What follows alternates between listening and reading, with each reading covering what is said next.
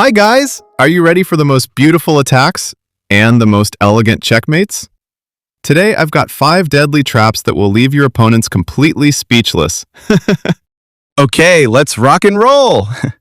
Beautiful. Checkmate number 1. We open with e4. Have black play knight c6, Nimzowitsch defense. Then, after pawn d4, the most popular move, go ahead and push pawn d5, Scandinavian variation. If e takes d, we simply take the pawn back. At the same time, we're attacking d4 twice. And if knight develops to defend d4, bring your bishop into the game, pin the knight. So the idea is simple. Bishop takes knight, and you'll win the d4 pawn shortly after. So white will usually play knight c3. It's considered the best move, forcing the queen away. Just take the knight. Obviously, we're attacking the queen. And if queen takes the bishop back, just trade queens, then take the pawn on d4. You'll be up a pawn immediately. So of course the knight has to take the queen, because its next target is c7. Okay, let's take the queen. After knight takes c7 with check, king d7, and the knight wins the rook. Ooh la la. Let's just take c2. Don't worry, guys. Even though we're down the exchange, you're going to win that knight back with ease. Just bring your king over step by step, and eventually you'll catch the knight. Let's say bishop f4. Trying to save the knight so it can jump back to c7. Go ahead and push the pawn, cutting off the bishop's line to c7. If bishop takes pawn, keep an eye on c7. It also puts a little pressure on g7. No problemo. Let's finish the game. Check. King's only move. Yep, that pawn is still under attack. Just play knight e7. A discovered attack on the knight. So, knight has to move. Go ahead and pause the video. What's your move? Mamma mia! Not that, bro. Not knight takes bishop. That's not as pretty. Because after pawn takes knight, king takes the knight, and then rook c1. How are you going to save the bishop? You can't. It's pinned. You're down material here, okay? That's definitely bad news. So go ahead and attack the bishop. After the bishop moves back, it'll still be protecting the knight from the long diagonal. Let's just take the pawn. Check. And look, it's almost checkmate. Our pair of bishops controls almost every square, except e3. Keep the checks coming. Only move. Another check! King's only move. Yes! Check again. After the king is forced into the corner, pawn g4. Checkmate. Absolutely beautiful. And brilliant. Let's move on. Beautiful checkmate number 2. On the board, we have the Spanish game, Ruy Lopez, with Morphy defense. Bishop has to move, and it usually goes to a4. Berlin defense. If white responds with queen e2, the Wormald attack. Attack the pawn. Oops, sorry. Protecting the pawn, guys. I got a little too excited. Let's attack the bishop. After bishop retreats, let's play bishop e7, one step away from castling. What does white usually play here? According to the online database, white has 2 main moves here. It can be castling or pawn to c3. Let's say, pawn to c3. It's a structure you'll see quite often against Spanish game players. This pawn controls 2 important dark squares, so there won't be any knight jumps there in the future. It also opens up the possibility of pushing the d-pawn to d4. Take it easy, my friend. Just castle. If white castles too, let's begin the attack! White has to respond with the pawn. So, after e takes d, let's take the pawn back. If bishop takes knight, no problem. Just take it back with the queen, and your e-pawn is safe. So in many cases, white really doesn't like trading that bishop. They're very attached to their Spanish bishop because it's so strong. and dangerous, like a sniper. Okay, let's say the knight takes the pawn. Yep, black is up a pawn for now. Go ahead and attack the queen. It's also check. And queen still has to deal with the knight. Let's say queen moves to e4. Careful. It's attacking both of your knights. Go ahead and take the knight. White has three very logical options here. It can take either one of these knights. Or, if they're paying close attention, your rook might end up on the dinner menu.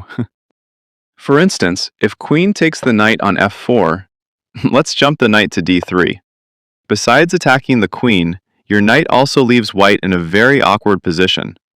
Look, this pawn is having a hard time moving. And because of that, this bishop has a fever.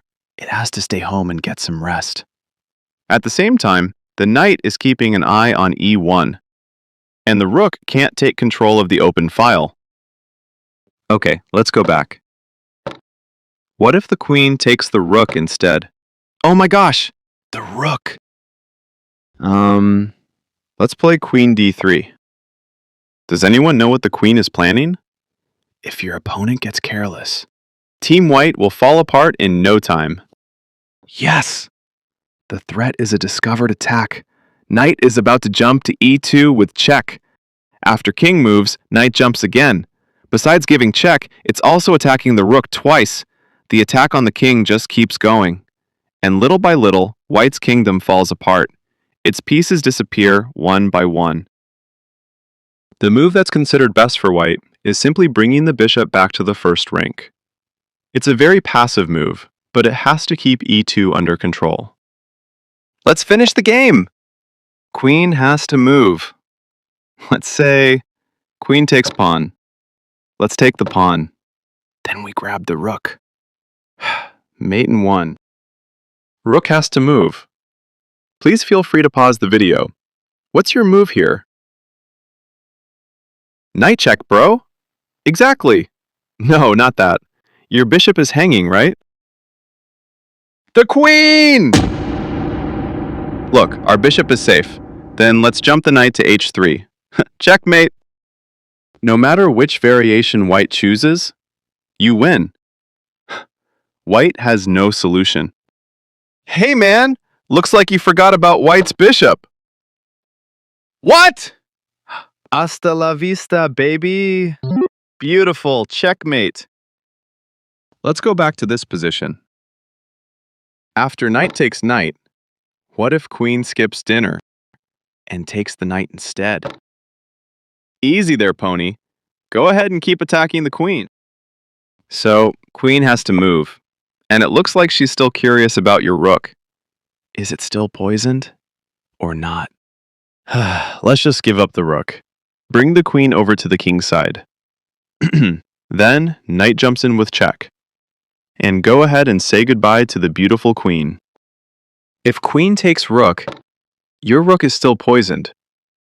No, not knight to g3. Of course the pawn takes the knight. And look, White's queen is busy guarding the king from the long diagonal. Let's continue with knight e2. Check. After king moves, yep, queen takes the pawn. Mate! Trap number 3. Do you ever struggle against the Danish Gambit? It's a very aggressive opening for White. Let's crush it! e4 and e5. Center game. Just take the pawn. Danish Gambit. Just take again. And the bishop will usually go to c4. Why stop now, bro? Take the pawn one more time. And after the bishop takes back, let's play the Schlechter defense. Hey, bishop. After bishop takes d5, top move. Still, keep an eye on the weak f7 pawn. Let's begin the expansion.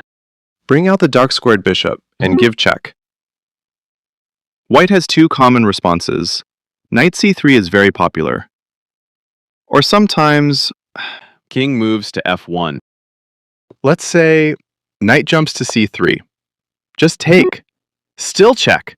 After the bishop takes back, knight jumps to f6. then castle. Because if bishop takes knight, just take back. Or if the pawn is pushed to attack the knight, this is a different situation. Take the bishop, because the bishop is now on d5. It's free too. So there's no problem here at all. You're up a pawn and just one move away from castling. The computer gives white minus 0.5. Yep, black is slightly better. Let's go back.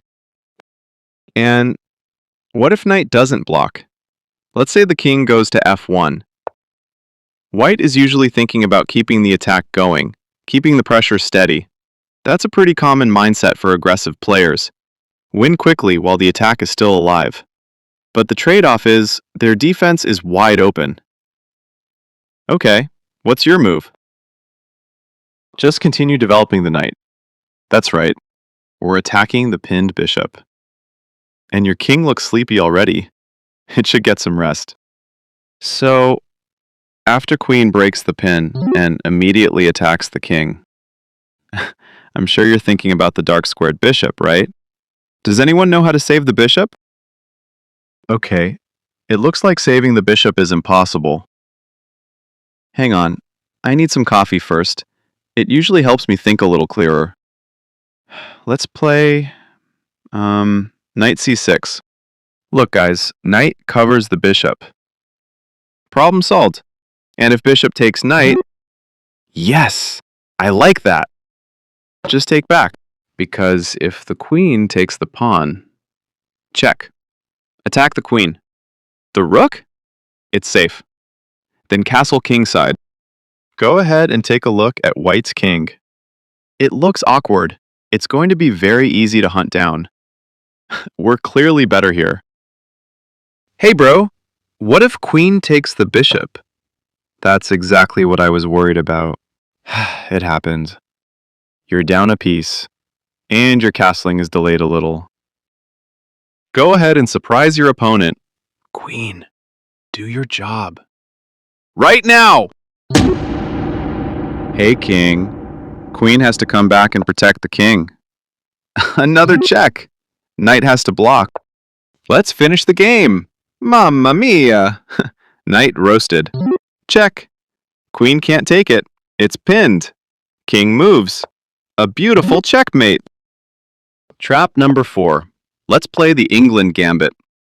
After d takes e, go ahead and chase that pawn. White will usually defend the pawn. Let's chase it with the queen. So after the bishop moves, this pawn is nice and safe.